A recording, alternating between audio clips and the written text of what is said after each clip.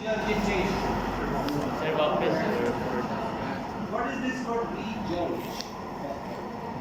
Back flow of what? Fluid. Of the fluid. Mostly ये fluids के लिए use होता है. If you are vomiting, somebody vomiting, ये भी एक regurgitation. इसलिए normal flow क्या है? From up to down. From mouth to नीचे तक.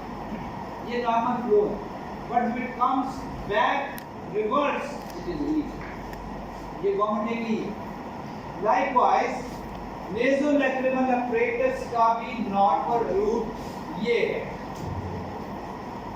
Lacrimal sac में से दो पॉइंट्स निकलते हैं, दो मीडियल कैंपस, दो होल हैं यहाँ पे. आपको इसकी स्ट्रक्चर पढ़ी हुई है आपने? Lacrimal apparatus की स्ट्रक्चर को पता है? अभी नहीं पढ़ा. There is one gland here. Head and neck. It produces lacrimal fluid. It seeps from its openings here and enters to go along the margins of the lid. Tear films बनती हैं ऊपर और नीचे. Lid के साथ खड़ा होता है कि आप आंख ब्रीथ करते हैं तो आपके कॉर्निया को वॉश करते हैं. फिर later it comes here, and if there is no drainage off, तो आपको आंसू आने शुरू होते हैं. ठीक है, पानी जो यहाँ पे फ्लूइड पैदा हो रहा है वो बाहर ड्रिप करेगा, टीयरिंग हो.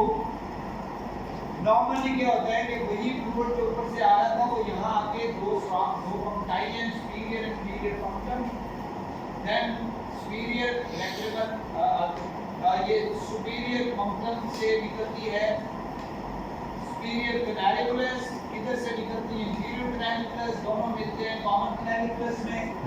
ये वर्ब सा है, एक साइड से ब्लाइंड, एक वेल सा है पूरा. वेल को में एक्चुअली वर्ब कहेंगे जिस तरह वो शक्कर नहीं होता. आपने बेबी शक्कर देखे? बेबी शक्कर आपके जगह से नहीं गए कभी? बेबी शक्कर की तरह है. क्या करते हैं ये कि ये अंदर वाले फ्लूइड को सक कर देते हैं. वन वे शक्कर है. इस फ्लूइड को ये सक करके जब यहाँ आता है तो ग्रेविटी के रास्ते नीचे ले जाता है. This is